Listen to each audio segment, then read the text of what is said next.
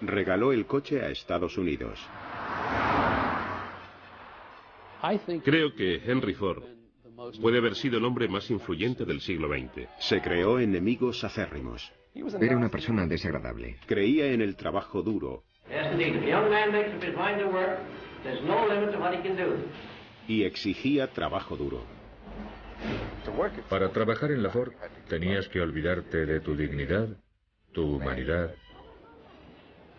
Recibió elogios de todo el mundo, desde el presidente Herbert Hoover hasta del enemigo público número 1 John Dillinger. Fue un hombre que cambió nuestro estilo de vida. Fue un mito estadounidense que nos dio la producción en cadena, el modelo T, el V8 y los atascos de tráfico. Es por culpa de mi bisabuelo. Henry Ford.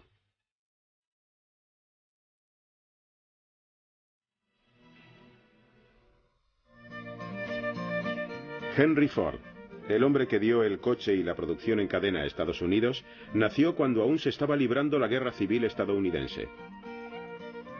El 30 de julio de 1863, William y Mary Ford, propietarios de una de las granjas cedidas por el estado más rentables de Dearborn, Michigan, tuvieron su primer hijo que sobrevivió, un niño, Henry. A Henry Ford no le gustaba la difícil vida en la granja en la que había nacido, pero al menos la escuela local, con solo un aula, le ofrecía un modo de escapar de las largas horas y de las interminables labores que dicha vida requería. Además, poseía una curiosidad natural. Henry Ford era un mecánico de nacimiento, poseía una habilidad innata. Uno de los primeros momentos en los que hizo gala de dicha habilidad fue cuando, con motivo de su 13º cumpleaños, le regalaron un reloj. Como otros muchos niños que querían saber el funcionamiento de las máquinas, Henry desmontó el reloj, pero al contrario que la mayoría, fue capaz de volver a montarlo. Desgraciadamente, en 1876 el tranquilo mundo de Ford se vino completamente abajo. Su amada madre, Mary, murió durante un parto. Henry tenía 12 años. La pérdida lo dejó sin norte. Existe una historia sobre la primera vez que Henry vio una máquina de trabajo. Esto ocurrió justo después de la muerte de su madre. Y los psicólogos se preguntan si acaso esto no provocó algún efecto. Si estos dos hechos no estarían relacionados. Iba paseando con su padre y vieron una máquina de granja, una de las que se utilizaban entonces, que se acercaba hacia ellos, pero con una particularidad. Se movía sola porque el ingeniero había colocado una cadena desde el eje hasta la rueda. Era como un motor de autopropulsión muy rudimentario, pero para Henry Ford fue el gran descubrimiento. Fue entonces cuando Ford descubrió que quería trabajar con máquinas. Así que a los 16 años dejó la granja y recorrió los 14 kilómetros que lo separaban de Detroit. Allí acabó encontrando trabajo en la Dry Dock Company, dedicada a la fabricación de barcos de hierro. Eso le dio la oportunidad de trabajar con motores. La educación práctica de Ford había comenzado. Después de 3 años trabajando como aprendiz, Henry Ford decidió que ya había aprendido todo lo que iba a aprender en la Dry Dock y regresó a la granja familiar. Pero se llevó consigo su amor por las máquinas. Empezó a trabajar para la Westinghouse Company, que hacía exhibiciones y reparaba máquinas por todo el sur de Michigan. Durante esta época, Henry conoció a una amiga de su hermana Mary. Se llamaba Clara Bryant y enseguida supo que la quería. Al principio Clara se resistió, pero al final se rindió. Un día de primavera de 1888, luciendo un vestido que ella misma se había confeccionado, Clara Jane Bryant se casó con Henry Ford. Ford creó un hogar en la granja para su joven esposa e intentó establecer una familia. Pero la vida en la granja no satisfacía su ambición. La era industrial invadía las ciudades y Ford quería formar parte de todo aquel ajetreo.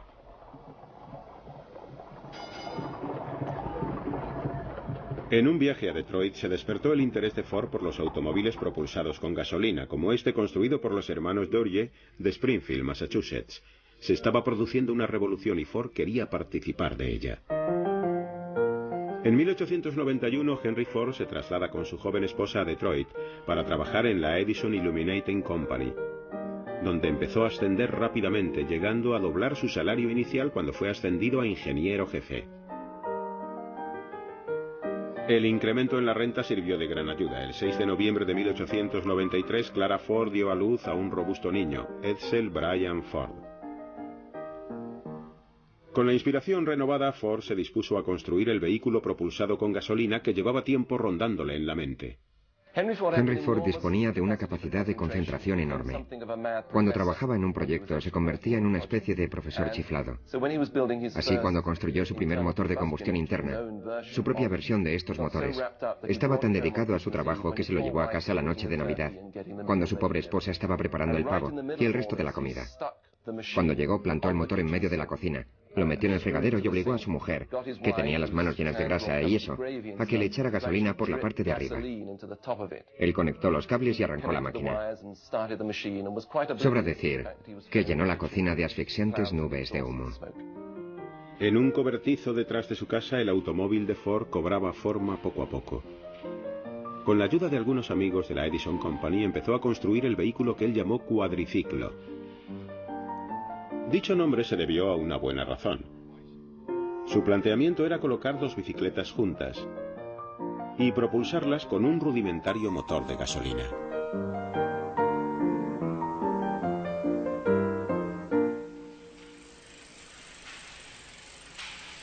La noche del 4 de junio de 1896 estaba preparado para la prueba definitiva. Aparte de la avería, el viaje fue un éxito. Henry Ford había construido su primer coche. Solo 3 años después se hizo con un patrocinador local para una carrera por Detroit. Cuando terminó la carrera, el negocio estaba firmado. La Detroit Automobile Company se inauguró con Ford como jefe de mecánicos. Pero la aventura solo duró un año. Ford era capaz de arrancar un coche, pero no de fabricar el número de coches suficientes para que arrancara su empresa. Sin embargo, no se desanimó. Al contrario, trazó un nuevo plan: construir un coche de carreras.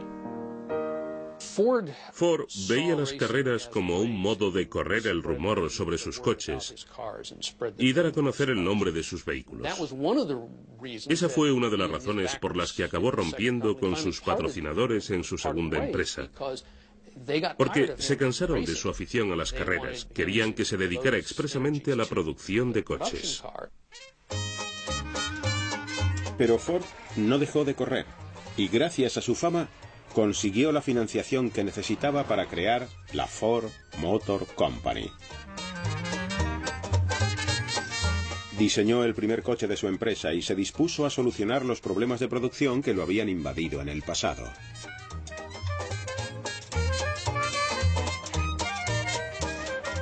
Abrió una tienda, contrató personal, sacó un coche y esperó.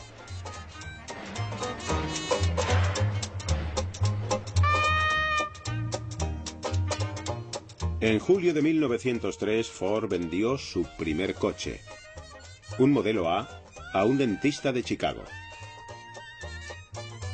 El 2 veces fracasado Henry Ford, ahora a sus 40 años, estaba a punto de vivir un éxito más allá de lo que jamás pudo imaginar.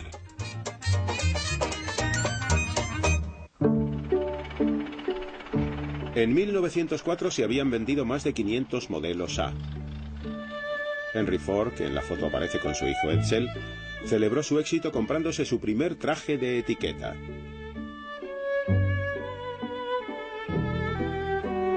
Simultáneamente, la Ford Motor Company subía el listón con el modelo B. Era más grande, más potente y considerablemente más caro que el A. Pero Ford no terminaba de estar contento con el concepto de un coche de lujo. Desde el principio, la fabricación de coches en Estados Unidos pareció estar marcada por dos corrientes. Había gente que pensaba que se trataba de hacer coches no tirados por caballos para los ricos, que los cargarían de cosas y los harían más pesados y lujosos. Y luego estaba Henry Ford, que pensaba que los coches debían ser capaces de recorrer caminos sin asfaltar y atravesar los arados de los campos. Un granjero tenía derecho a usar un coche y a quitarle una rueda y a arreglarle la cadena, al igual que cortaban árboles o descascarillaban el maíz. Eso fue lo que más le interesó desde el principio. Henry Ford trasladó su concepto a la tienda y estuvo probando hasta que dio con su coche ideal, el modelo T. El modelo T era sencillo, muy fiable para aquellos tiempos y muy resistente. Se levantaba mucho del suelo, tenía mucha distancia del suelo, lo cual ahora parece extraño que fuera considerado como ventaja, pero en una época en la que la mayoría de los caminos eran para carros, la distancia del suelo era muy importante y también era barato.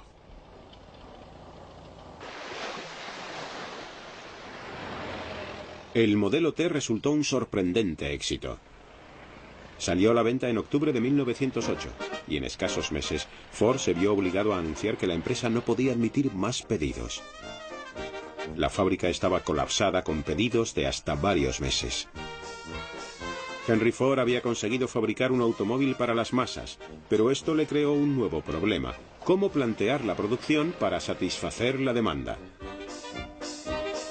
En aquella época, los trabajadores que fabricaban coches en mesas de trabajo fijas eran capaces de producir 25 modelos T al día. Pero 25 no eran suficientes, así que Henry Ford y sus ingenieros idearon un método revolucionario: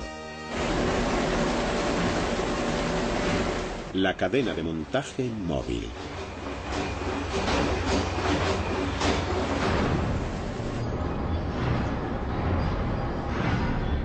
Agosto de 1913. Se pone en movimiento un chasis en la planta de Highland Park de Ford. Se mueve recorriendo una cadena de hombres y piezas cuidadosamente dispuestos. Eficacia máxima. Con el antiguo sistema, un hombre tardaba 12 horas y media en fabricar un modelo T. Con el chasis en marcha, ese tiempo se reducía a más de la mitad. Un año después, solo se tardaría 93 minutos en fabricar un coche. Con una producción cada vez más eficaz, Ford pudo reducir el precio de sus coches en cientos de dólares. La reducción de precios le permitió conseguir lo que siempre había considerado sus dos objetivos en la vida: acercar los placeres del automóvil al mayor número de personas posible y crear más puestos de trabajo bien pagados para los obreros. Pero había un factor de la ecuación que aún no se había considerado: la producción en masa consumía al trabajador. El obrero solo tenía que realizar una única labor cuando la pieza pasaba por su puesto una y otra vez, hora tras hora, día tras día. La repetición infinita pasaba factura. Para trabajar en Ford en aquella época, debías dejar de lado tu dignidad, tu humanidad y tu sentido de ti mismo. No teníamos ningún control sobre las cosas. Estábamos a merced de la Ford Motor Company. Si trabajabas en la cadena, sudabas hasta quedar absolutamente exhausto.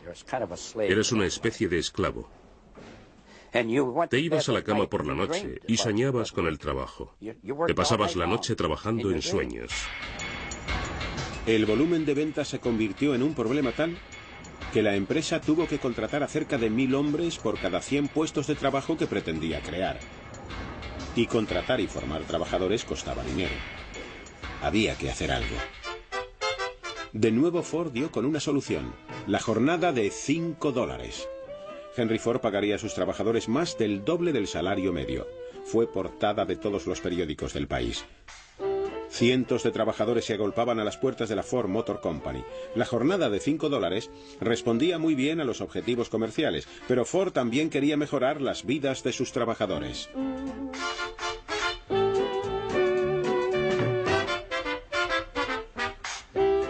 Henry Ford había experimentado dos buenas dosis de éxito, primero con el modelo T y luego con la jornada de $5. Con la seguridad que suponía el beneplácito de la opinión pública, empezó a considerar iniciarse en otros asuntos. Con una guerra recién estallada en Europa, Ford lo intentó con la política internacional. Un joven periodista enviado a entrevistar a Ford volvió con un artículo en el que citaba palabras textuales de Ford, afirmando que daría todo lo que poseía por parar la guerra. La noticia fue extendiéndose hasta que una conocida pacifista acudió a Ford, en quien encontró una persona dispuesta a escuchar. Ford accedió a ir a una reunión todos los fines de semana en Nueva York. Así su nombre fue añadido a la lista de los componentes de una delegación que elevaba peticiones a los gobiernos en guerra.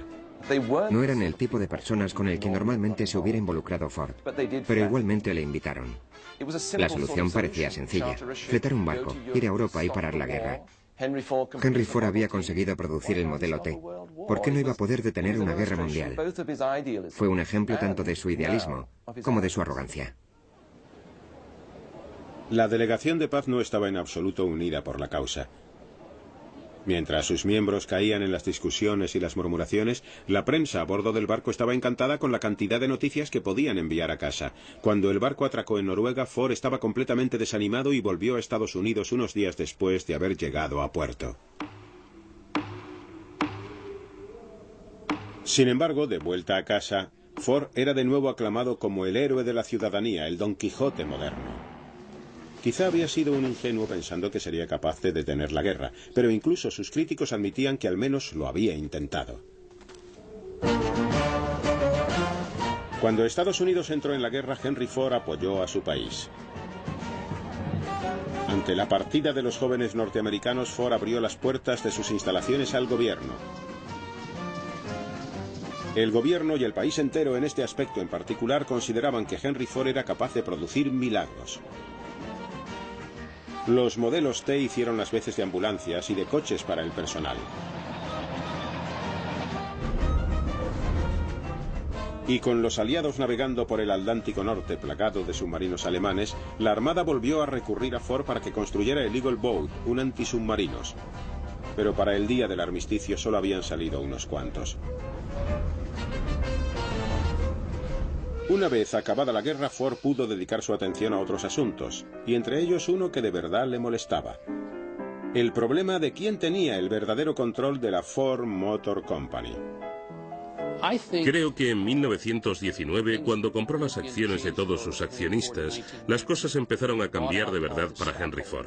Estaba convencido de que interferían demasiado en la forma en la que él quería dirigir la empresa, así que les compró todas las acciones a un precio elevadísimo y se convirtió, junto con su mujer y Edsel, en el único propietario de la Ford Motor Company. A partir de entonces, él personalmente poseía la mayoría de las acciones. Dirigió la empresa como un verdadero dictador, no tenía que responder ante nadie más, y en mi opinión, su caso fue el caso clásico de la corrupción del poder absoluto. Y lo que Henry Ford planeaba hacer con ese poder era mucho más impresionante que nada que hubiera hecho anteriormente.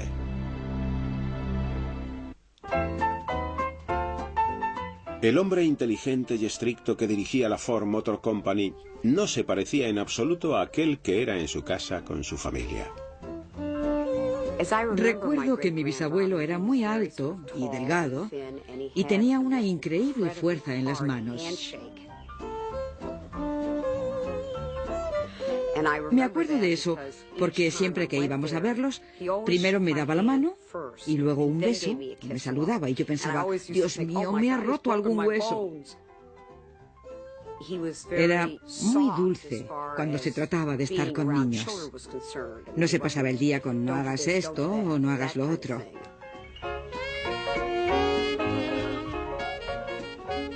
Creo que le encantaba que fuéramos a su casa y vernos jugar. Henry Ford era un soñador. Una vez adquiridas las acciones de los otros accionistas, fue libre para hacer con la Ford Motor Company todo lo que su imaginación le dictara, y eso a menudo iba mucho más allá de la simple fabricación de coches. También construyó el tractor Fordson e intentó poner la aviación al alcance de todo el mundo con un avión pequeño y barato de un solo pasajero. Henry Ford trabajó en una primera ruta de mensajería aérea y en los primeros vuelos de pasajeros regulares promovidos por los chicos de Our Gang, nuestra banda. Construyó y fundó varias escuelas experimentales. Y en el Edison Institute de Greenfield Village, el Museo de Ford y la restaurada American Town rindió tributo al espíritu de la innovación, honrando a personajes tan grandes como su amigo Thomas Edison. Pero el más grande de todos los sueños de Ford fue la Rouge, una planta que era en sí misma una máquina gigantesca. La construyó en la margen del río Rouge, en Dearborn, Michigan, y pasó a ser el complejo industrial más grande de la Tierra en aquel momento.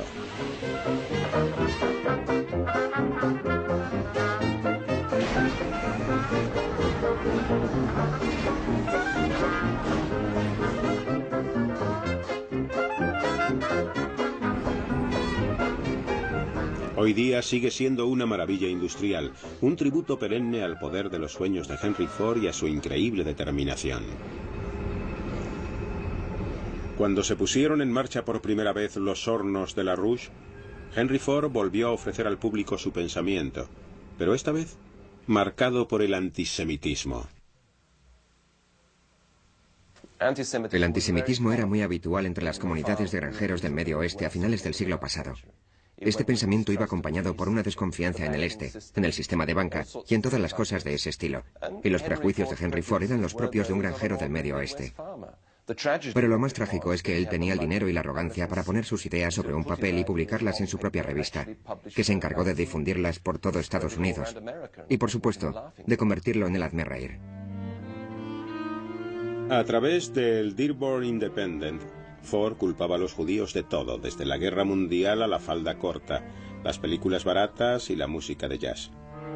Solo cuando tuvo que enfrentarse a un juicio por difamación, a la desaprobación pública y a los continuos ruegos de sus amigos, pidió disculpas. Pero también los hubo que dudaron de la sinceridad de dichas disculpas.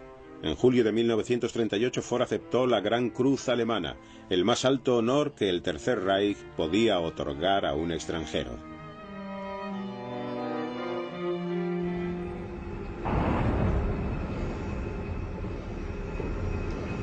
Los años 20 proseguían y los trabajadores de la Ford no dejaban de lanzar miles de modelos T al mercado. Pero Henry Ford empezó a darse cuenta de que se estaba quedando anticuado. Le gustaban los Estados Unidos de antaño. Nunca se sintió cómodo en el mundo moderno que él mismo había ayudado a construir. Su hijo Edsel, por aquel entonces su segundo de a bordo, pertenecía a una generación completamente distinta. Le gustaba el jazz, el arte contemporáneo y las recepciones ocasionales. Pero Henry Ford era abstemio. Prefería observar los pájaros y el baile country de antes. En esta extraña película, Ford demuestra lo lejos que está dispuesto a llegar para popularizar todos esos antiguos pasos. Era capaz incluso de bailar con un ejecutivo de la Ford como compañero.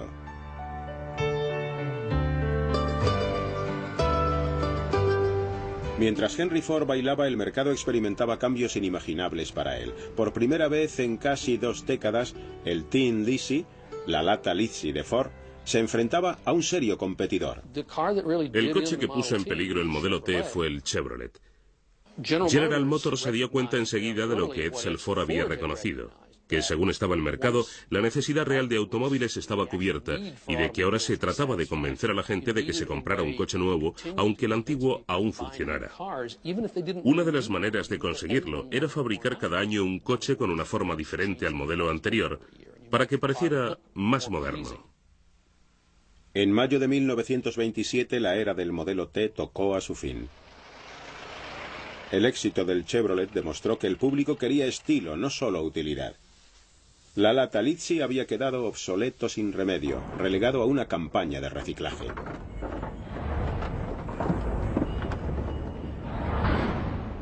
Durante años la Ford Motor Company se había dedicado a un solo objetivo, producir modelos T, pero el mercado exigía un cambio. Edsel fue el único que supo convencer a su padre, Henry Ford, de que tenían que volver a sacar el modelo A porque, bueno, el modelo T era un coche estupendo, pero llevaban fabricándolo 20 años y no habían incorporado apenas cambios. Y un cambio era justo lo que Ford necesitaba, pero llegó a un precio. Miles de trabajadores de Ford fueron despedidos. Tuvieron que quedarse sentados en sus sillones, mientras Henry Ford trataba de imaginar un modo de recuperar su posición en el mercado. A los 64 años tuvo que empezar de cero, pero el anciano propietario estaba preparado para el reto. Con el lanzamiento de un moderno modelo A, la Ford Motor Company resucitó a toda marcha. El modelo A era un coche magnífico. No era revolucionario como el T, no era un coche que sobrepasara las fronteras del diseño de automóviles, pero era increíblemente moderno, actual. El modelo A resultó todo un éxito para la sociedad de Henry y Edsel Ford. Durante años su relación había ido enfriándose. Henry quería que su hijo fuera más estricto, más tajante, y creía que contradiciendo públicamente las decisiones de su hijo y manifestando su desacuerdo con él cada vez que tenía oportunidad, provocaría la reacción de Edsel. Creo que era una persona más débil. No tenía esa fuerza. Es decir, Henry Ford era más estricto. Edsel era un hombre más agradable, pero siendo agradable, no necesariamente se llega lejos. Sin embargo, con el éxito del modelo A, Henry y Edsel Ford fueron en la misma dirección. Probablemente fuera el único coche en el que de verdad colaboraron estrechamente. Henry se dedicaba a los detalles mecánicos del coche y Edsel, sobre todo, al aspecto exterior del vehículo. Quizá, si hubieran sido capaces de colaborar así antes y de mantener esa estrecha colaboración, Ford no hubiera perdido su posición líder ante General Motors. Octubre de 1929. De Wall Street llegan noticias alarmantes. La bolsa ha entrado en crisis. Millones de personas se quedan sin trabajo.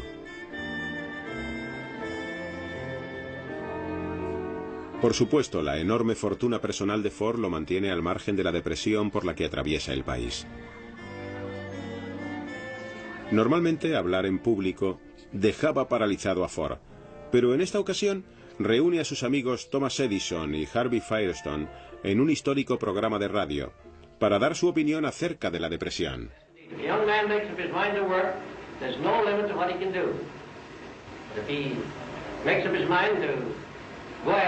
Without the idea of work, he hasn't much chance. He must study and work, and he must go back in any art as far as he can, just dig up the very beginning, and he must, the more he goes back, the further he will be able to see ahead.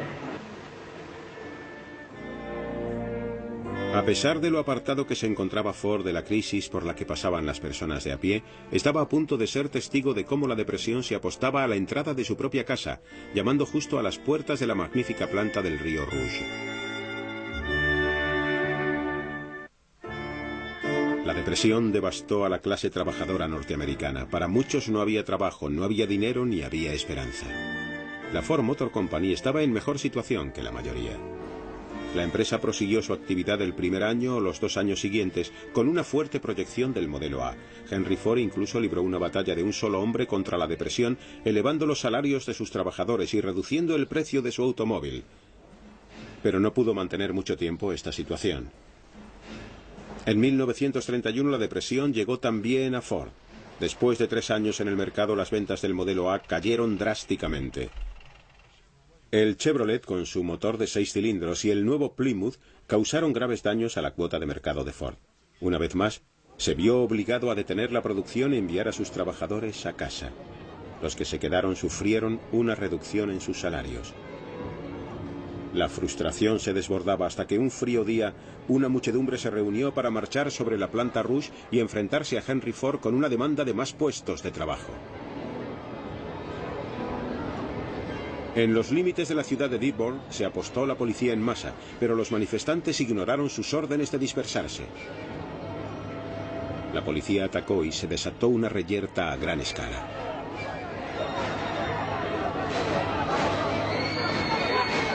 Al final, los disparos de pistola consiguieron dispersar a la multitud.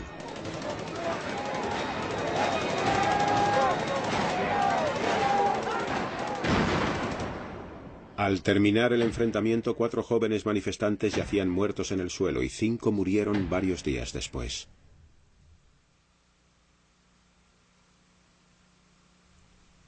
No hubo nuevos puestos de trabajo.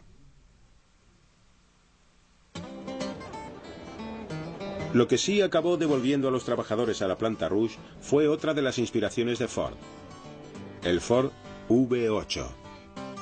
El V8 fue el gran triunfo de Ford. Chevrolet había sacado el motor de 6 cilindros, más potente que el de 4 de Ford.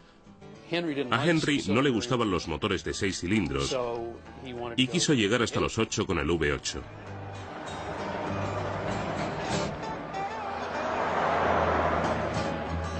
El V8 era un descapotable de 2 plazas capaz de recorrer de 115 a 130 kilómetros por hora y si le quitabas la capota aún corría más. De todo el mundo llegaron elogios que rendían tributo al regreso del genio de Ford. Las cartas de sus admiradores incluían además algunas sorpresas. John Dillinger, el enemigo público número 1, escribió a Henry Ford diciéndole: «Hola viejo amigo, tienes un coche estupendo. Es un gusto conducirlo. Su eslogan debería ser: conduzca un Ford y vea cómo el resto de los coches quedan a su espalda. Puedo hacer que cualquier otro coche se trague el polvo de un Ford».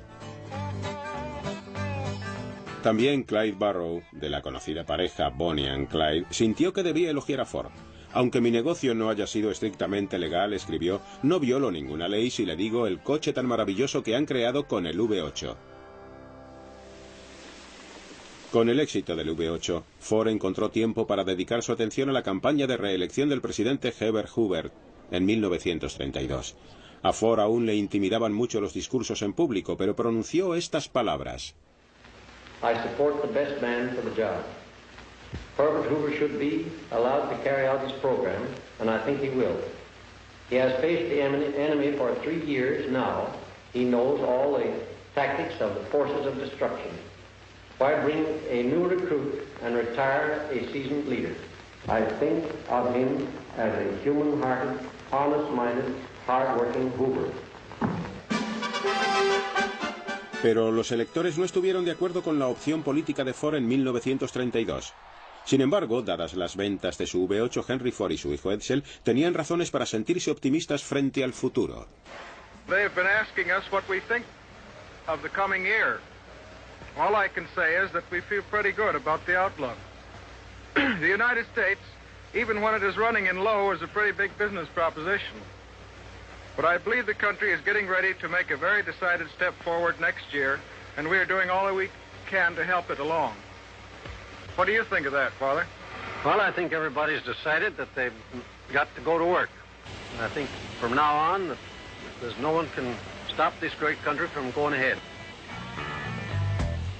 Y los que volvieron a trabajar a la Ford fueron testigos del enfriamiento de las relaciones laborales. Henry Ford declaró que un hombre medio no realizaba una jornada completa de trabajo a menos que estuviera vigilado y no pudiera evadirse.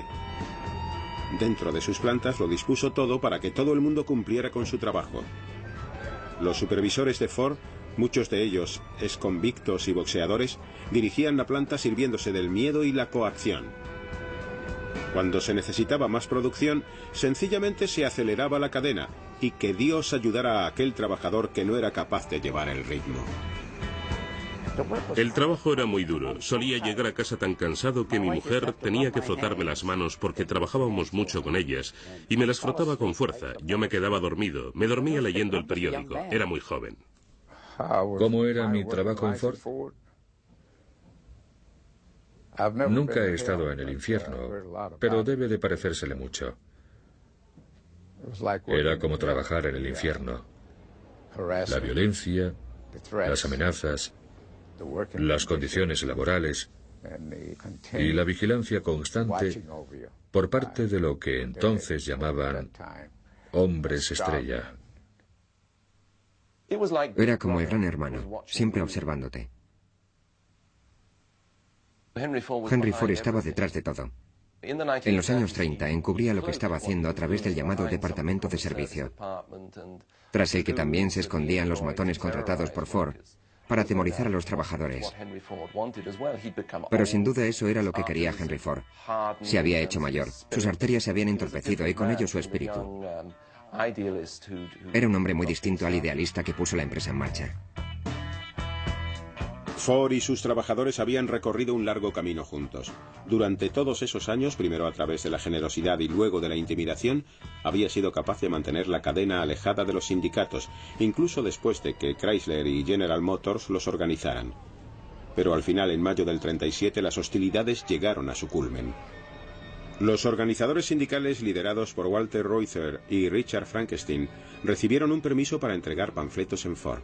Lo hicieron desde el paso elevado que llevaba a la planta, pero tuvieron que enfrentarse a los miembros del Departamento de Servicio de Ford.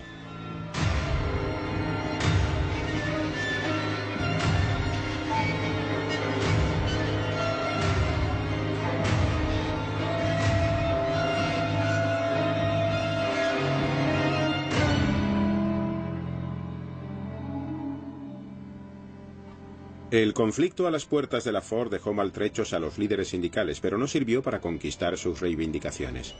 Hicieron falta 4 años más de tiras y aflojas antes de que por fin estallara una verdadera protesta. El 1 de abril de 1941, Andy Dewar, uno de los trabajadores del laminador, cambió la historia laboral en Ford. Un día, Andy simplemente se cabreó. Tuvo una discusión con el capataz y con una especie de acento irlandés o escocés le dijo: «Me cago en la leche, estoy hasta las narices de tragarme esta mierda, déjeme en paz, voy a hacer huelga, ¿sabéis, chicos?». Miró hacia arriba de las cadenas. «¡Huelga, huelga!». Otro tío empezó a gritar: «¡Huelga, huelga, huelga!». El grito corrió de un departamento a otro del laminador y de repente toda la planta se paró. Allí es donde se llevaba a cabo el acabado del acero y sin él no se podía hacer ni un solo coche. Ford estaba preparándose para una dura batalla cuando su mujer lo sorprendió tomando partido. Clara Ford le exigió que llegara a un acuerdo con el sindicato. Que Clara interfiriera no resultaba nada propio de su carácter, pero esta vez temía que la situación acabara provocando un enorme estallido de violencia, así que amenazó a su marido con abandonarlo si no ponía fin a las hostilidades. Ford llamó a su representante y le dijo que firmara. Eso fue todo. La Ford Motor Company contaba ya con sindicato.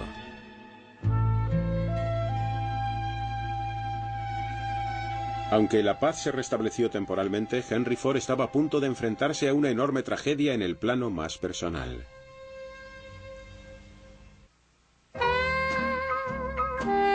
Edsel Ford había sido presidente de la Ford Motor Company desde que tenía 25 años, pero nunca hubo dudas respecto a quién llevaba las riendas. Henry Ford era ingeniero y manitas. Edsel era un hombre completamente diferente. Era un caballero. Era un hombre que destinaba fondos a las artes de Detroit. Era el diseñador. Un manitas moderno. Un hombre con el que me da la sensación que su padre, Henry Ford, tenía dificultad para relacionarse porque eran personalidades completamente opuestas.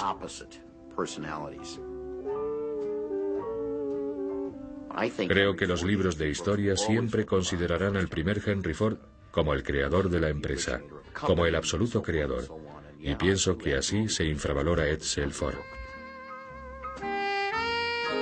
Lo único de lo que carecía Edsel Ford era de la capacidad para plantar cara a su padre.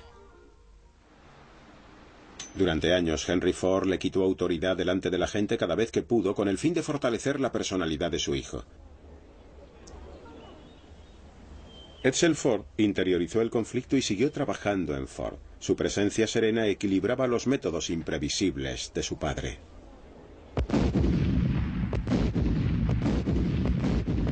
Cuando estalló la Segunda Guerra Mundial, los aliados sufrieron una derrota tras otra. Lógicamente, el país recurrió a la industria para pedir ayuda. Se esperaba que cada uno aportara su granito de arena. A Ford se le pidió que fabricara jeeps, vehículos para el transporte de tropas, tanques, camiones y demás, pero el proyecto más importante para la empresa fue el bombardero liberador B-24. Con un Henry Ford que se acercaba a sus 80 años y aún no recuperado de un infarto, la supervisión recayó ampliamente sobre Edsel, que tenía sus propios problemas de salud.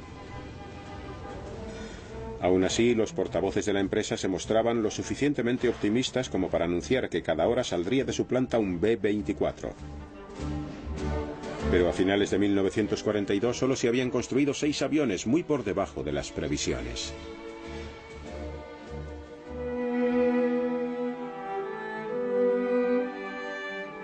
En mayo de 1943, Edsel Ford murió. Una serie de diversas enfermedades contribuyeron a su fallecimiento: cáncer de estómago, cáncer de hígado y, lo más irónico, fiebre de Malta, como consecuencia de haber bebido leche no pasteurizada de la lechería de su padre.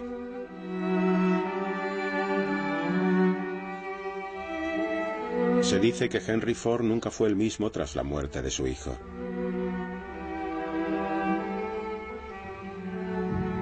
Pero a la edad de 80 años, en lugar de experimentar una clara disminución de su capacidad, el anciano volvió a tomar las riendas de la Ford Motor Company.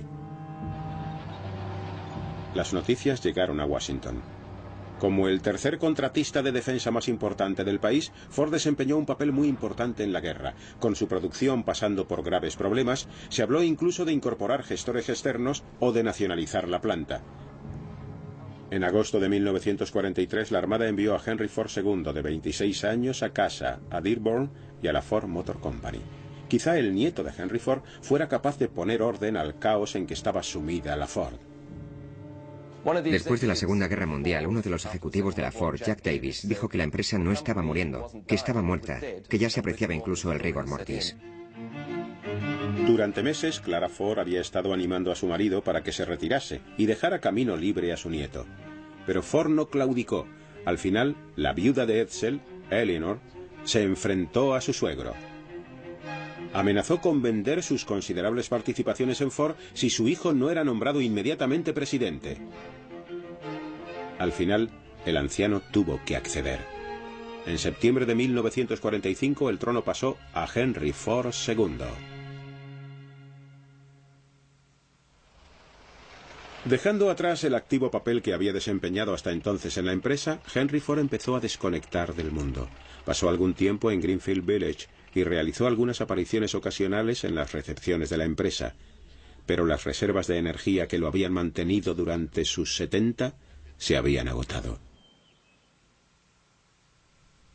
En abril de 1947, Henry Ford apoyó la cabeza en el regazo de su mujer y murió. La causa de la muerte fue un derrame cerebral. Tenía 83 años.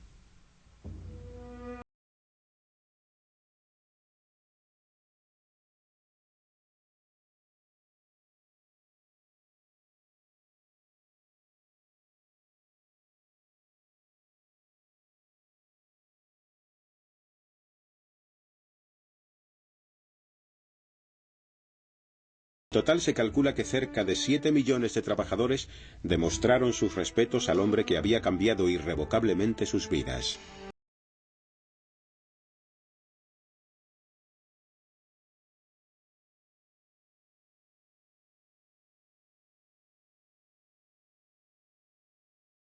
Y en Detroit se hizo un llamamiento a los conductores para que pararan justo en el momento en que el cuerpo del fabricante de coches se introducía en la fosa. Durante ese segundo en que todos los automóviles pararon, Detroit volvió a ser como Henry Ford la había conocido.